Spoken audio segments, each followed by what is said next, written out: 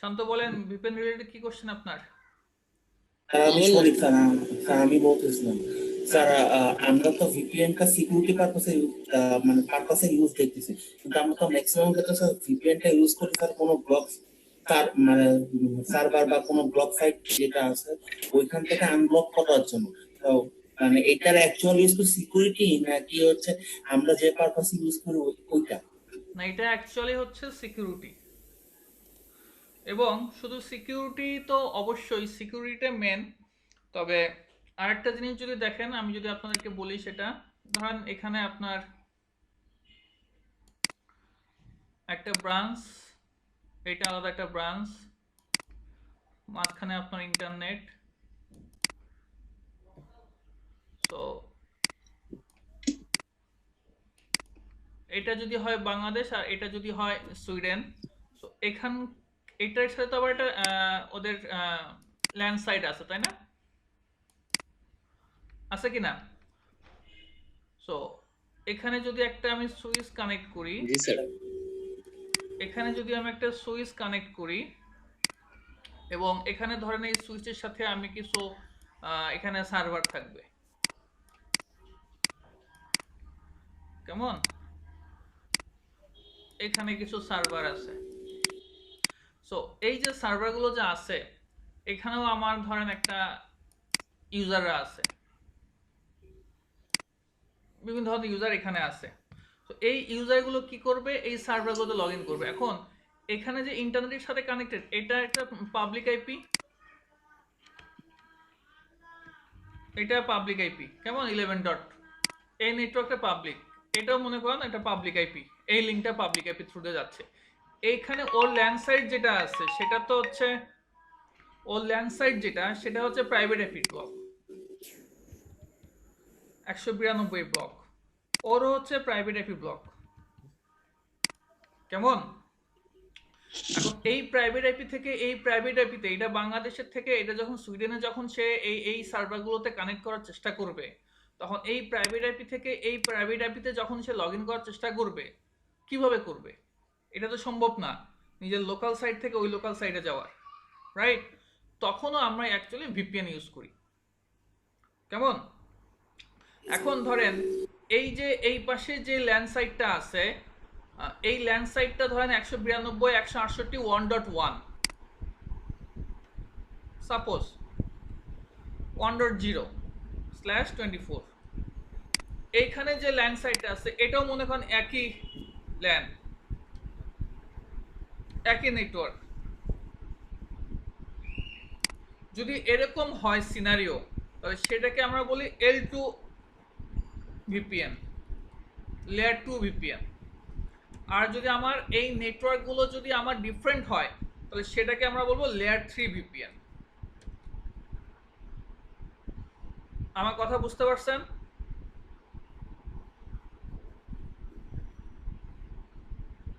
কথা শোনা যাচ্ছে? জি স্যার। আচ্ছা, আমার কি ফ্যানের শব্দ যাচ্ছে আপনাদের ওখানে? শোনা যাচ্ছে স্যার।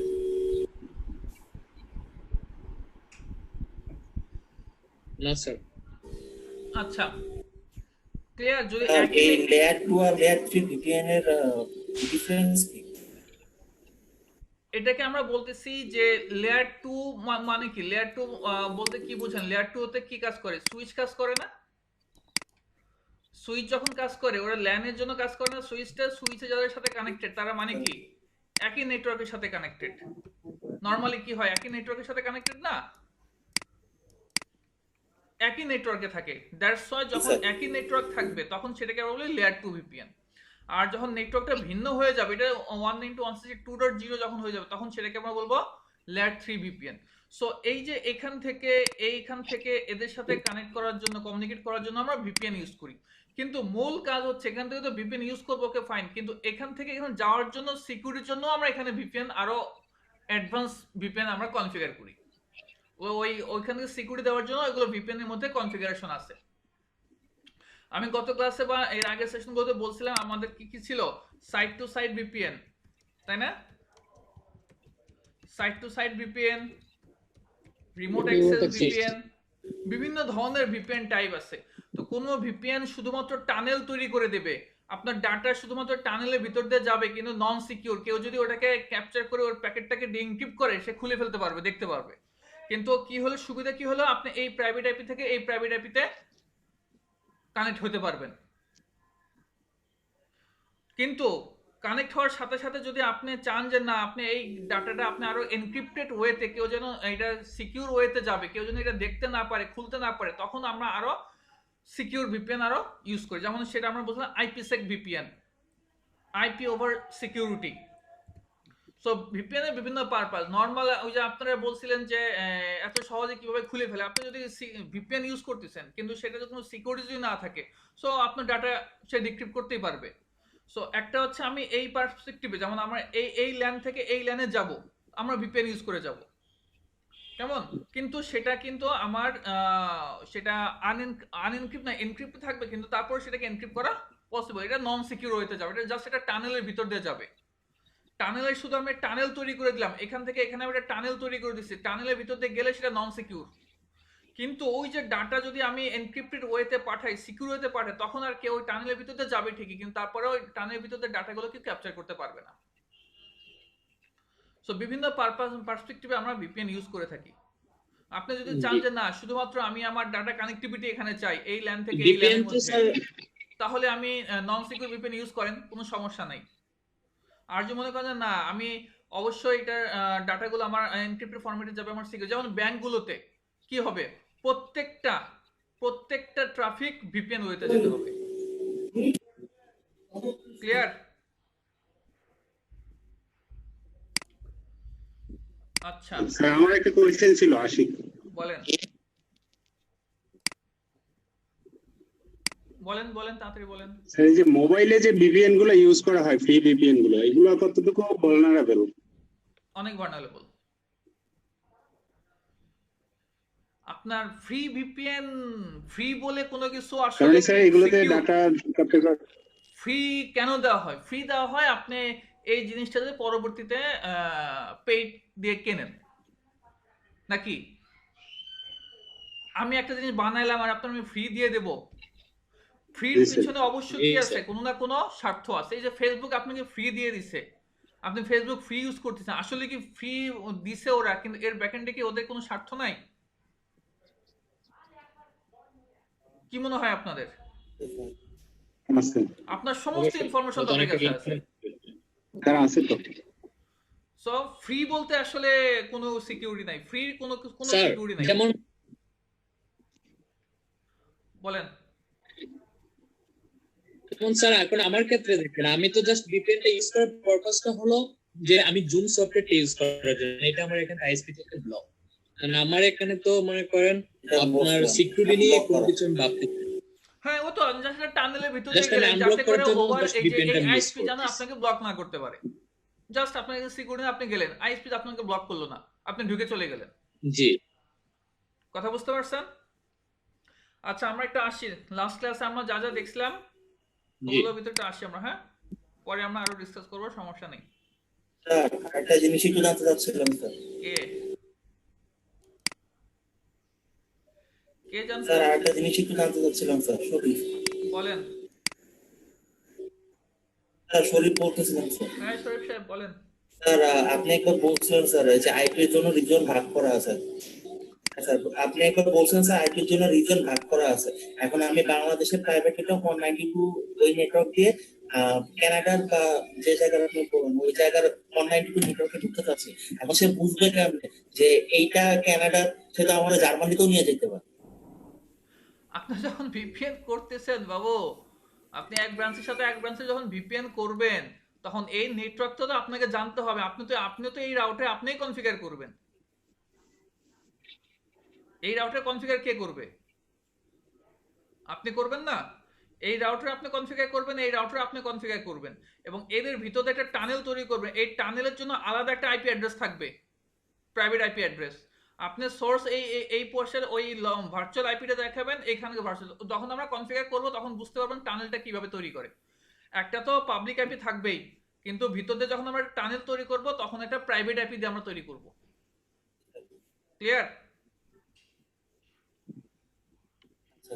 আমার কথা বুঝতে স্যার আপনি পারছেন? দেখাবেন? জি ওই টানেল দিয়ে যখন আপনি তৈরি করবেন, এই টানেলটা তো এই পর্যন্ত আপনাকে নিয়ে এসে দিবে, জি তখন তো এই রাউটার তো আপনার এই নেটওয়ার্কে আনবেই। আর আপনি তো যখন কনফিগার করবেন তখন তো আপনি আপনার নেটওয়ার্ক ওই স্যার নেটওয়ার্কে আছে না আছে সব আপনি জানবেন।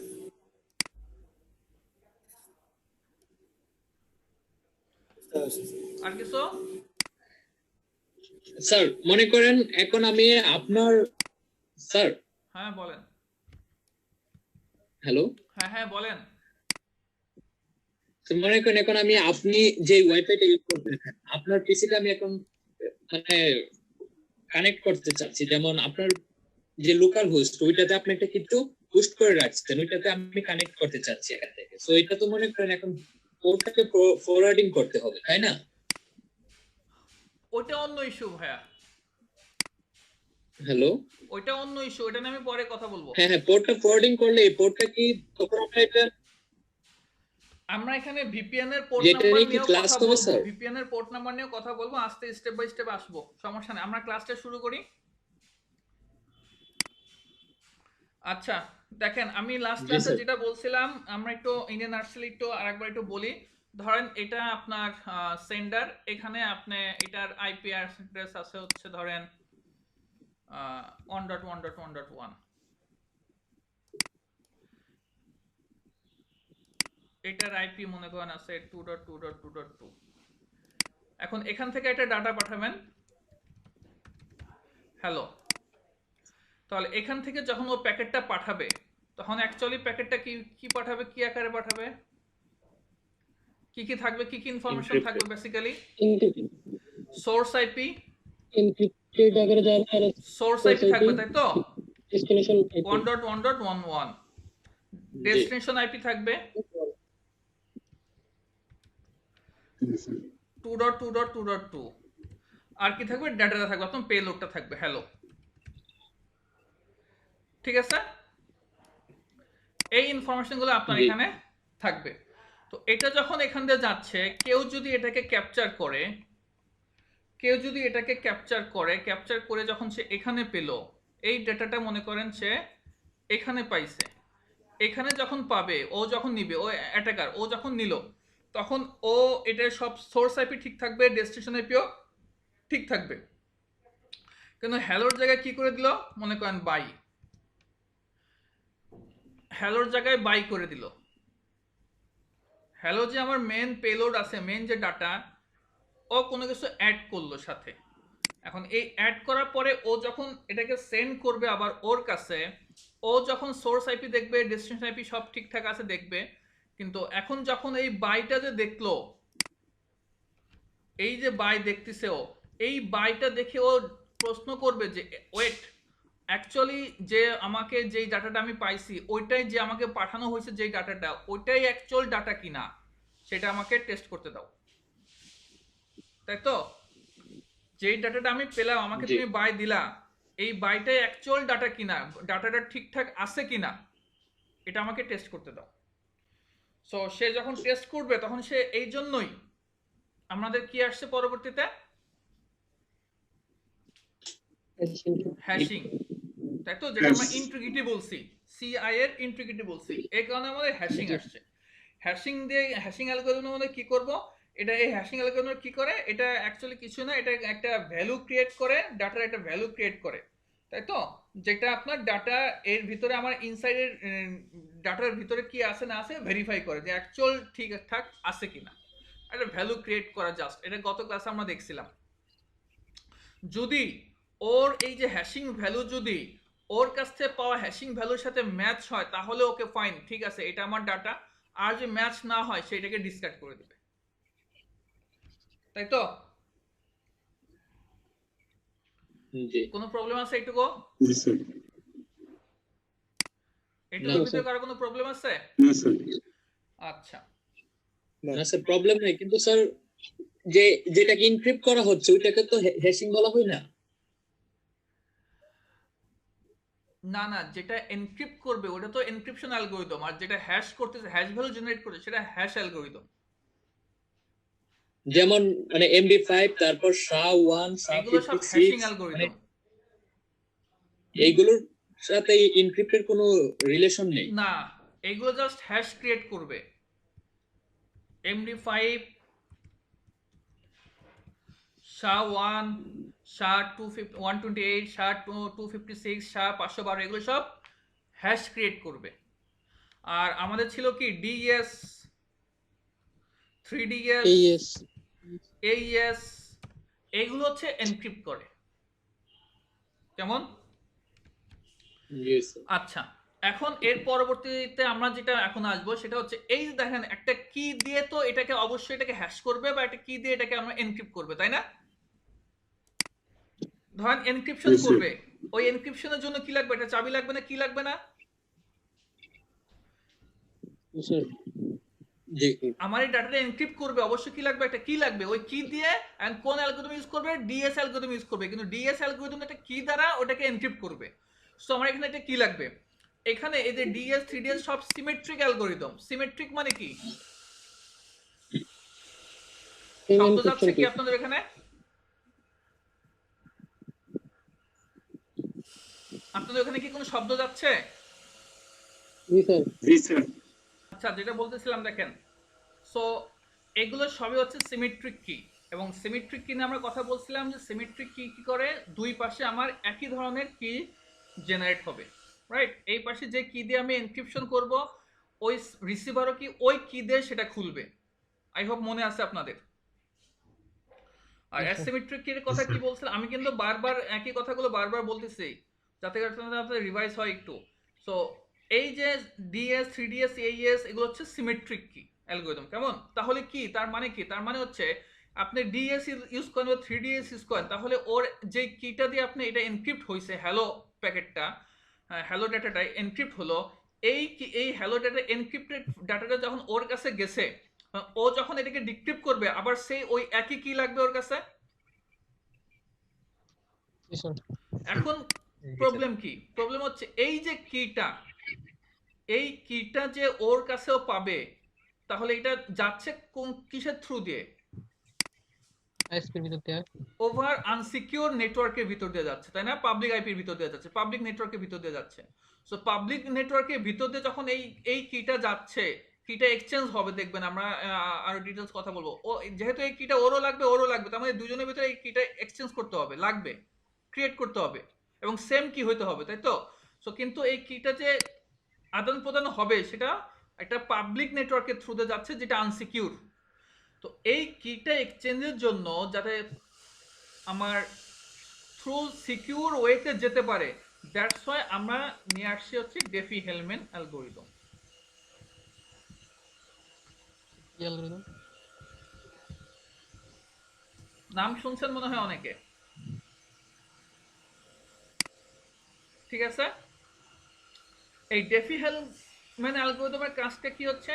এর কাজ কিছু না, এই কিটাকে সিকিউর ওয়েতে ওভার আনসিকিউর নেটওয়ার্কের ভিতর দিয়ে সিকিউর ওয়েতে পাঠানো। কিন্তু মজার ব্যাপার হচ্ছে ডেফি-হেলম্যান অ্যালগরিদম নিজে অ্যাসিমেট্রিক ওয়েতে কাজ করে। ও নিজে একটা অ্যাসিমেট্রিক কি জেনারেট করবে, ও নিজে অ্যাসিমেট্রিক, কিন্তু হেল্প করতেছে কিসের জন্য? সিমেট্রিক কি জেনারেট করার জন্য। আমার কথা বুঝতে পারতেছেন? সো স্যার আরেকটু পরে একটু ক্লিয়ার হবে আমরা ডেফি-হেলম্যান অ্যালগরিদমটা কিভাবে ইউজ করে, কিভাবে অ্যাকচুয়ালি আসলে একটা সিমেট্রিক কি জেনারেট হয়, এই যেই কিটা এখানেও যা জেনারেট হবে এইখানেও একই কি জেনারেট হবে, কিভাবে সেটা একটু দেখি। এটা আমরা ম্যাথমেটিক্যাল টার্ম ওয়েতে দেখব, কিন্তু অ্যাকচুয়ালি আসলে ব্যাকএন্ডে কিন্তু ম্যাথমেটিক্যাল টার্ম অনুযায়ী কিন্তু হিউজ পরিমাণ লটস অফ ভ্যালু দিয়ে একটা কি জেনারেট করে। আমরা দেখবো 1 2 3 দিয়ে হয়তো, কিন্তু তারা কিন্তু বিলিয়ন্স অফ বিট দিয়ে একটা কি জেনারেট করে। কথা বুঝতে পারতেছেন? এটা একটু মাথায় রাখবেন। আমরা দেখবো ম্যাথমেটিক্যাল টার্ম, কিন্তু সে কিন্তু জেনারেট করে কিন্তু আপনার মিলিয়ন অফ বিট দিয়ে একটা কি জেনারেট করে। তো দ্যাটস ওয়াই সেটা অনেক বেশি শক্তিশালী। দেখেন তাহলে একটু 2 মিনিট বা 3 মিনিট একটু মাথায় একটু এদিকে খেয়াল রাখেন, তা দেখবো যে আশা করি বুঝতে পারবেন, কোনো সমস্যা নাই। সে কি করে, ডেফি-হেলম্যান অ্যালগরিদমটা কি করে,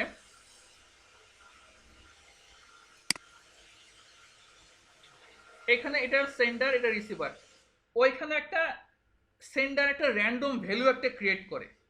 ভালো করে বোঝেন, একটা র্যান্ডম ভ্যালু ক্রিয়েট করে, লেটস সে 10। এই 10টা সে ওভার থ্রু দিয়ে এখান দিয়ে পাঠায়, আনসিকিউর ওয়েতেই পাঠাইলো, এটাকে ক্যাপচার করা সম্ভব। এই যে ভ্যালুটা ক্রিয়েট করছে এটা ক্যাপচার করা সম্ভব। ক্যাপচার করুক, কোনো সমস্যা নাই। আইএসপিতে যারা আছে তারা ক্যাপচার করুক, কোনো প্রবলেম নাই। ধরেন ক্যাপচার করছে, আচ্ছা এটা একটা র্যান্ডম ভ্যালু জেনারেট করে ও পাঠাইলো। কেমন, ভালো করে বোঝেন। 10। এখন সে যেটা করে, এটা র্যান্ডম ভ্যালু বলতে কি, এটা অ্যাকচুয়ালি র্যান্ডম ভ্যালু বলে ভুল হবে, এটা হচ্ছে প্রি ডিফাইন্ড ভ্যালু। দুইজনের মধ্যে নেগোশিয়েট করে একটা ভ্যালু সে জেনারেট করবে। সো এটাকে যদি আমি বলি pre defined value, pre defined, আপনাদের খাতা কলম আছে তো? খাতা কলম দিয়ে কি হবে, পরে ভিডিও দেখবো না। খাতা কলম রাখেন তাহলে বুঝতে মানে মাথায় থাকবে। প্রি ডিফাইন্ড ভ্যালু এটা ক্রিয়েট করলো, তাহলে এটা আমার প্রি ডিফাইন্ড ভ্যালু, ও একটা প্রি ডিফাইন্ড ভ্যালু এখানে ক্রিয়েট করলো, এবং এই ভ্যালুটা সেম। এখন ও এখানে একটা র্যান্ডম ভ্যালু জেনারেট করে নিজের মতো করে। ধরেন লেটস সে কত জেনারেট করবে বলেন, কত দিব? 5।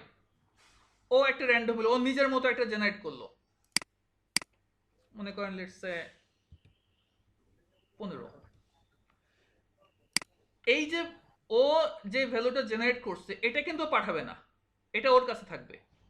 ও যে ভ্যালুটা জেনারেট করছে এটা ও পাঠাবে না, এটা ওর কাছে থাকবে। কেমন, এটা কিন্তু যাচ্ছে না, এই ভ্যালুটা যাচ্ছে না। এখন কি করবে, এখন ও এই দুটার সামেশন করলো। সামেশন করে কত হবে এটার? 15। ও যখন এটা সামেশন করবে তখন কত হবে? 25। তাই তো? তাহলে ওর হয়েছে 15, ওর হয়েছে 25। এখন যেটা হবে সেটা হচ্ছে এই 15 আর 25টা ও এখান থেকে 15 পাঠাবে, ও এদিক দিয়ে 25 পাঠাবে।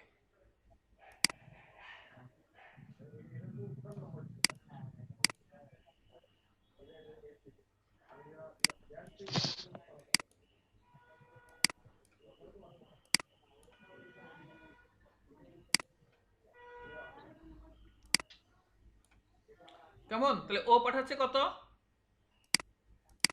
15। ও পাঠাচ্ছে কত? 25। তাহলে ওর কাছে এখন আছে 25, সেন্ডারের কাছে কত আছে? 25। আর ওর কাছে আছে কত? 15, রাইট? এখন ও কি করবে, ও যেটা করবে সেটা হচ্ছে এই যে র্যান্ডম ভ্যালু ও যেটা পাইছে 25 সাথে, ওর নিজের র্যান্ডম ভ্যালু, এই র্যান্ডম ভ্যালু কিন্তু ওর নিজের কাছে আছে, এই র্যান্ডম ভ্যালু কিন্তু ও অন্য আর কেউ জানে না। এই র্যান্ডম ভ্যালুটা এই 25 সাথে যোগ করবে। র্যান্ডম ভ্যালু কত? 5 সমান সমান কত হবে? 30। কেমন, ও ওর নিজের র্যান্ডম ভ্যালুটা যোগ করবে। ওর র্যান্ডম ভ্যালু কত? 15 সমান সমান কত? 13। তাহলে দেখেন এই যে এখানে 30, এখানে 30, এখানে 30, তার মানে কি একই সংখ্যা চলে আসছে। আমার কথা বুঝতে পারতেছেন? জি স্যার। তার মানে এখানে যে কিটা জেনারেট হলো ওই পাশে একই কি জেনারেট হলো ওভার পাবলিক নেটওয়ার্কের ভিতর দিয়ে, কিন্তু ওরা এটা নিলেও কিছু করতে পারবে না, বিকজ অফ ওদের কাছে এই র্যান্ডম ভ্যালুটা নাই। ওর কাছে র্যান্ডম ভ্যালুটা নাই, র্যান্ডম ভ্যালুটা সে নিজে ক্রিয়েট করছে। এবং এটা বেশ শক্তিশালী একটা অ্যালগরিদম, বিকজ অফ এটা প্রায় 1977 আর 73 সাল থেকে এটা চলে আসতেছে, এখন পর্যন্ত এটাকে ব্রেক করা পসিবল হয় নাই। দ্যাটস ওয়াই বলতে পারেন, যদিও খুব সিম্পল দেখে মনে হচ্ছে তাই না, কিন্তু অনেক বেশ শক্তিশালী একটা অ্যালগরিদম। দেখেই তো মনে হচ্ছে, হ্যাঁ দেখেই তো মনে হচ্ছে অনেক শক্তিশালী। তো আমি হয়তো আপনাদেরকে ডিজিট দিয়ে দেখালাম, অ্যাকচুয়ালি আসলে কিন্তু এখানে কোনো ডিজিট নাই, এখানে প্রিডিফাইন একটা ভ্যালু জেনারেট হয়। ভ্যালু বলতে হয় বিট, বাইনারিতে একটা বিট জেনারেট, বিট কিছু অনেক বিট জেনারেট হবে। কেমন, তো ও নিজে আবার এখানে র্যান্ডমলি একটা বিট জেনারেট করবে, সেটা বিলিয়ন আর মিলিয়ন হতে পারে, যেগুলো ভাঙতে অনেক বছর সময় লেগে যাবে। তো এটা যেহেতু সে পাচ্ছে না, এই ভ্যালুটা যেহেতু সে পাচ্ছে না, দ্যাটস ওয়াই এটা সিকিউর। এই যে র্যান্ডম ভ্যালু সে নিজে যেটা ক্রিয়েট করছে, তো সো দ্যাটস ওয়াই দেখেন এখানে এখন একই কি জেনারেট হয়েছে 30, দ্যাটস ওয়াই ও এই কিটা দিয়ে ওর ডেটাগুলো ওই যে টানেল যখন তৈরি করবে সে কি করবে, ও এইগুলোকে এনক্রিপ্ট করবে, যখন টানেল তৈরি করবে এনক্রিপ্ট করবে, ও এটাকে কি করবে, ডিক্রিপ্ট করবে। দ্যাটস ওয়াই এটা সিমেট্রিক কি। কেমন? জি স্যার। এইটুকু কারো কোনো কোশ্চেন, এর ভিতরে কারো কোনো কোশ্চেন আছে? স্যার মানে এটা বুঝতে পারলাম না, সিমেট্রিক কি মানে তো দুই পাশে সেম কিটাই কাজ করবে, সো এখানেতে মানে সেন্ডার কি এটাকে মানে ইনক্রিপ্ট করবে, ওই পাশে কি ডিক্রিপ্ট করবে? হ্যাঁ, এখানে সিমেট্রিক কি কত হবে, এটা ওর পাশে ওই কিটা কত, একই না ডিফারেন্ট? Same same. তো এটা কি সিমেট্রিক না অ্যাসিমেট্রিক? স্যার প্রিডিফাইন্ড ভ্যালুটা কি স্যার ওদের নিজেদের আর্গুমেন্টই ঠিক হয় হ্যাঁ সেন্ডার আর হ্যাঁ রিসিভারের? হ্যাঁ হ্যাঁ হ্যাঁ হ্যাঁ। ঠিক আছে। এখন বিষয়টা হচ্ছে এই যে আপনার এই যে কাজগুলো যে হচ্ছে, এই যে ক্যারি করতেছে, এই ভ্যালুগুলো ক্যারি করতেছে, এই ভ্যালুগুলো ক্যারি করতেছে, ভ্যালুগুলো যে ক্যারি হচ্ছে নিশ্চয়ই কোনো প্রোটোকলের ব্যাকএন্ডে কাজ করে। প্রোটোকল জি, ছাড়া তো অবশ্যই। নিশ্চয়ই কোনো কাজ করবে না, করবে না। তাহলে এই যে প্রোটোকলটা কাজ করে সেই প্রোটোকলটাকে আমরা বলি হচ্ছে ISA-CAM, ISA-CAM, ISA-CAM। সেই প্রোটোকলটার নাম হচ্ছে ISA-CAM। এখন আমরা দেখব এই প্রোটোকলটা অ্যাকচুয়ালি আসলে কিভাবে কাজ করে। কেমন? তাহলে এই প্রোটোকলটা কাজ কি? এই প্রোটোকলটা হচ্ছে আমার আমার যে ভ্যালুগুলো যাচ্ছে, এই যে 15 যাচ্ছে, 25 যাচ্ছে, এই ভ্যালুগুলোকে যে যাচ্ছে কোন প্রোটোকল কাজ করবে সেই প্রোটোকলের নাম ISA-CAM। ISA-CAM প্রোটোকল কি করে, এই ভ্যালুগুলো সে ক্যারি করে একে অপরের সাথে শেয়ার করবে। এটা নিয়ে আমরা ডিসকাস করব। এটুকু আশা করি কারো কোনো সমস্যা নাই আছে? জি না স্যার। ওকে, একটু ওয়েট করেন।